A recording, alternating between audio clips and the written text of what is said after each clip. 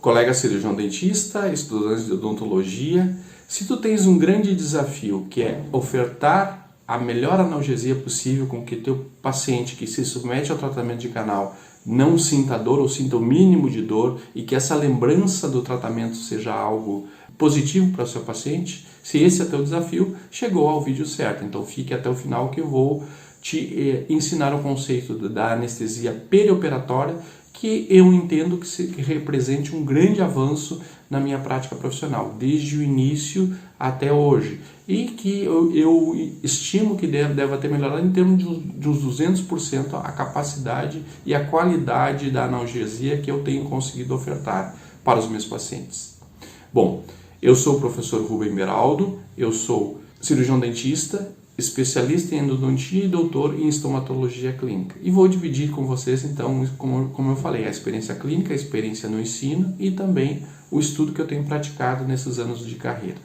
Bom, mas para que eu consiga uma analgesia adequada, para que o meu paciente ele tenha um pós-operatório da melhor qualidade possível, eu tenho que não errar desde o início. A gente vai começar nos processos desde o diagnóstico, né? Então, ao estabelecimento da terapêutica adequada, desde a minha abertura da câmara pulpar, enfim, todo o preparo químico-mecânico, e depois sim, aí eu vou utilizar de uma forma bastante potente, de uma forma competente, a farmacologia como ferramenta de agregação de qualidade para mim e de conforto e também para o meu paciente. Então é importante que tu sigas assistindo para e passo esse vídeo para que a gente se aproprie ou relembre de conceitos importantes para depois nós chegarmos nesse conceito da anestesia perioperatória, que eu tenho certeza que vai ser realmente quase como um pulo do gato. Produziu isso na minha carreira, eu tenho certeza que pode produzir na tua. Então, vamos acompanhar o processo da endodontia e o processo da utilização de fármacos. Antes de nós atendermos um paciente, né, a gente tem algumas preocupações que nos remetem à farmacologia e ao preparo do paciente. Então, isso é na fase pré-operatória. A gente fazer um bom atendimento, entre outras coisas, nós precisamos controlar a ansiedade do nosso paciente e prevenir a dor odontogênica, que essa dor odontogênica ela pode acontecer durante o procedimento, então por isso que nós precisamos um processo de anestesia o melhor possível, e depois do procedimento, então, um processo de analgesia, de uso de antimicrobiano ou anti-inflamatório, dependendo das circunstâncias. O paciente, quando chega, ele tem expectativa de dor, isso é normal, né? Então, o paciente já traz a expectativa de dor, por experiência prévia ou por algum amigo, familiar que tenha dito de algum procedimento que foi dolorido, enfim, alguma situação que ele traga consigo, que nós temos que ter esse entendimento, né, e também utilizar o nosso arsenal de conhecimento patológico, biológico e o uso da medicação. E os nossos atos operatórios em si, então a gente também tem que fazê-los da melhor forma possível para que essa experiência de atendimento não seja algo desagradável para o paciente, tanto quanto possível. Evidentemente que existem casos mais complexos, né, então a gente vai ter que ver e prevenir iatrogenias. É possível, e eu vou tentar controlar da melhor forma que eu puder, mas é possível com que tenhamos complicações do tratamento odontológico. Então, tudo isso tem que estar presente na nossa rotina. Vamos começar, então, pela terapia endodôntica. Pode necessitar descontaminar a área, fazendo asepsia, então a gente elimina ou não deixa contaminar o sistema de canais radiculares.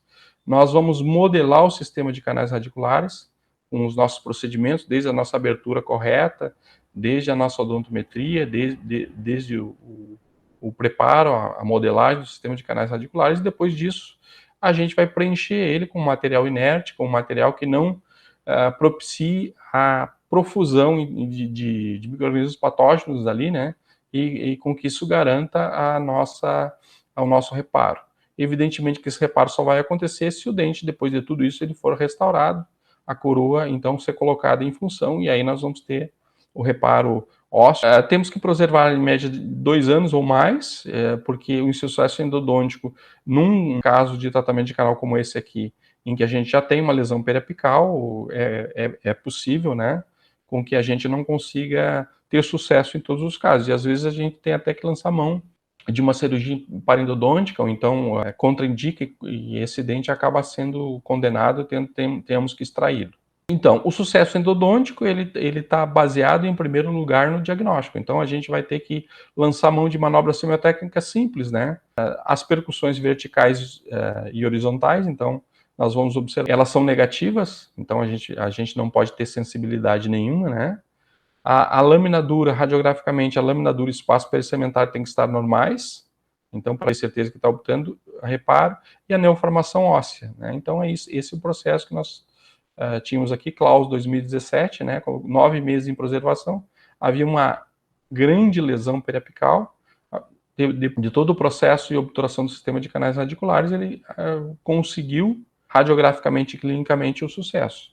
Mas nem em todos os casos a gente vai conseguir isso, e isso talvez leve à necessidade de fármacos e de um efeito mais incisivo, e a gente tenha que agir cirurgicamente. Os procedimentos em endodontia, eles podem ser eletivos, então eles podem ser planejados. Vamos imaginar, eu preciso tratar canal para colocar um pino retentor intraradicular e fazer com que esse dente ele seja aproveitado, então, para suporte de uma prótese. Então, isso é eletivo. Eu faço o tratamento e, a partir disso, eu planejei toda a execução. Mas eu posso ter que atuar nesse dente como uma urgência. Então, devido a uma resposta inflamatória. Isso pode ser numa pulpite irreversível, que a dor é terrível, a gente vai ter uma situação de dor reflexa, né? Uma situação que o paciente, às vezes, não consegue conciliar o sono.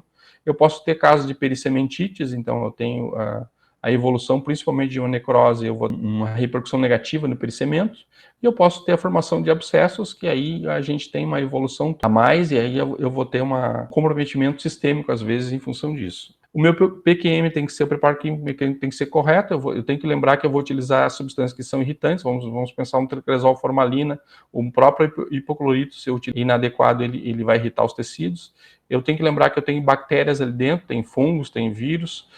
Esses micro-organismos e suas toxinas, além de estar dentro do sistema de canais radiculares, eles podem passar para a região periapical e isso determinar mais um dano, né? E eu vou utilizar irrigantes adequadamente, uma medicação intracanal, que isso vai depender de umas sessões clínicas, e eu tenho que ter o máximo de cuidado de não acontecer isso, como o professor Pécora mostra aqui, uma sobreinstrumentação. Eu passei o meu instrumento do limite. É lógico que eu vou esperar uma dor pós-operatória e repercussões, que talvez eu tenha que utilizar uma medicação que eu não estava prevista inicialmente. Lembrar de uma situação, a pericementite, né? Então, é uma inflamação do pericemento. As características básicas são dor e edema. Normalmente ela vai estar relacionada com infecção quando eu estiver diante de uma necrose, ou pode ser a dor e o edema relacionado a uma situação traumática, em que o dente estiver com vitalidade pulpar, mas, por exemplo, eu executei uma restauração prévia e esse dente fica prematuro. E o tratamento vai ser simplesmente a remoção, o rebaixamento, e aí eu vou conseguir a utilização do medicamento adequado e deixar esse dente em repouso. Eu resolvia esta situação. Isso aqui é bem importante. Alguns profissionais, infelizmente, ainda hoje, supervalorizam os antibióticos, em detrimento à descontaminação e à asepsia. Então, isso é muito importante. Existiu a infecção, eu dei o antibiótico, eu vou imaginar que eu estou seguro. Isso não é verdade. Então, o professor Andrade e colaboradores, de 2014, ele dizia, os antibióticos ou antibióticos são substâncias com a capacidade de interagir com os micro-organismos que causam infecções, matando-os ou inibindo. Então, vai ser bactericida ou bacteriostático, tá? A sua reprodução, permitindo ao sistema imunológico combatê-los com maior eficácia. Então, na verdade, o que ele quer dizer é isso, que os antibióticos têm que ser um coadjuvante do processo de sanificação, tá? Então, eles não podem ser nunca a panaceia. E isso nos trouxe para a odontologia, de modo geral, grandes danos, porque as pessoas, às vezes, acabam prescrevendo os antibióticos em casos de dor, né? Independente da situação, em caso de dor. E o que vai acontecer nesse processo é com que a gente, então, perca a condição em fazendo um bom tratamento, uma boa atuação mecânica, a gente não precise utilizar antibióticos e criar suprarresistência, a atuar sistemicamente, às vezes, desorganizando a microbiota desse paciente de modo geral.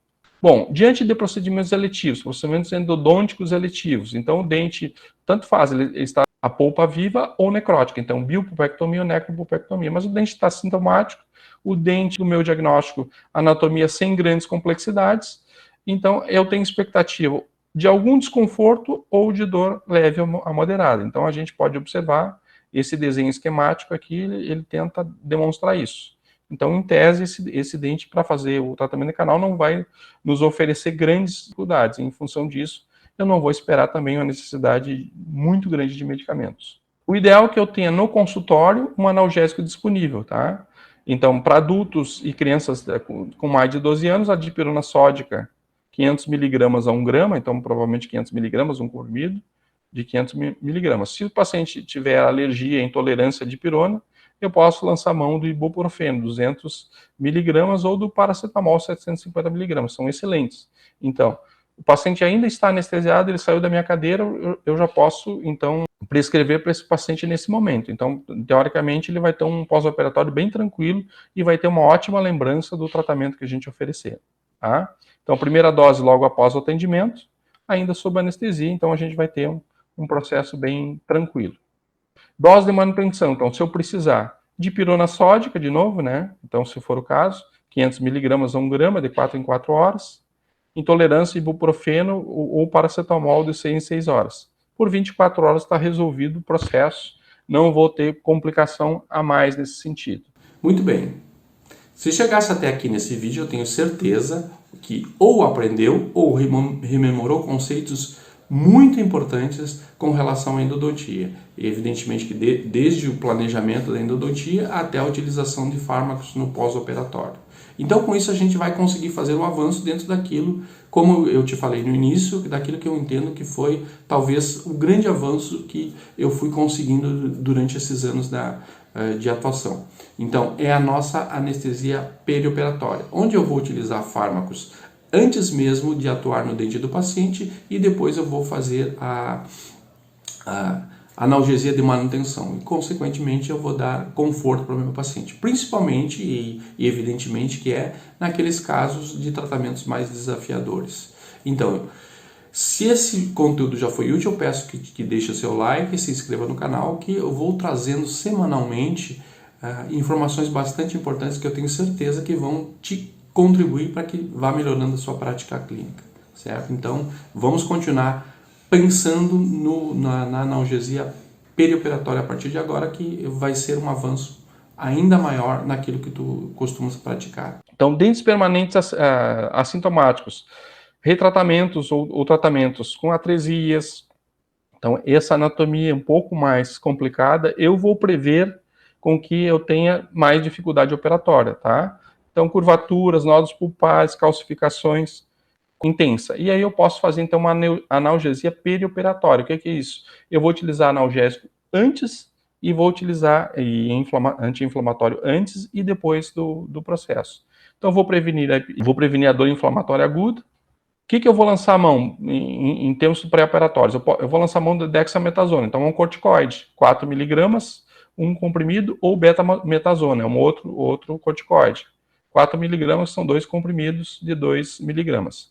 Ou posso lançar a mão, ou devo lançar a mão de dipirona. Solução oral, gotas. Então, 20 gotas equivalem a 500 miligramas, que equivalem a um comprimido. Tá? Posso ter solução oral, se não puder utilizar dipirona, o ibuprofeno, né? Ele pode ser de 50 miligramas por ml, a gotinha, ou de 100 miligramas por ml.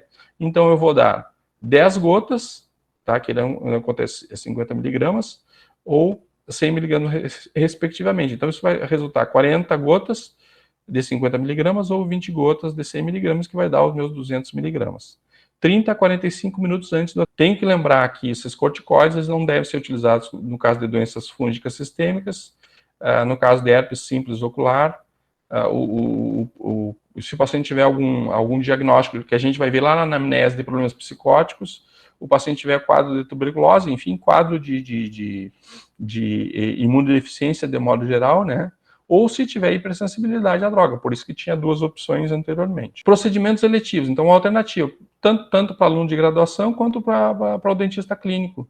O paciente não tendo problema de sangramento, eu posso utilizar um Toragesic sublingual, 10 miligramas. Então, coloca embaixo da língua e, consequentemente, vai me dar um efeito analgésico e anti-inflamatório que eu preciso. Esse é um processo bastante interessante. Ou então, se eu já previ que eu fiz uma sobre-instrumentação, eu fiz uma lesão importante, eu posso utilizar depois. No pós-operatório, então, a dipirona sódica, como a gente já falou, ou ibuprofeno. Para molares mandibulares, a gente tem muita dificuldade na anestesia, então eu vou utilizar um bloqueio regional com os nervos alveolares inferiores e lingual, né? Vou fazer opção por lidocaína 2%, ou mepivacaína 2%, com o vasoconstritor e epinefrina 1 para 100 mil, porque o vasoconstritor, evidentemente, para que ele seja menos tóxico, para que ele se difunda menos, para que ele tenha uma anestesia mais profunda e consequentemente, ele haja e me facilite a vida. Então, é impossível fazer uma pulpite reversível, por exemplo, atuando com lidocaína sem vasoconstritor. Então, esse é um outro problema que a gente vai trabalhar depois nos anestésicos. Bem, aprendido então esse conceito da analgesia pré-operatória, certamente quando colocares em prática vai ter um resultado muito melhor. Então, tendo dúvidas, deixa aqui nos comentários, vou ter o prazer em te responder. E também, se tu já pratica esse tipo de analgesia, diga que resultados tu tem alcançado, certo? Então, realmente muito obrigado por estar aqui no vídeo, muito obrigado por estar assistindo, e o seu tempo é precioso. E até o próximo vídeo.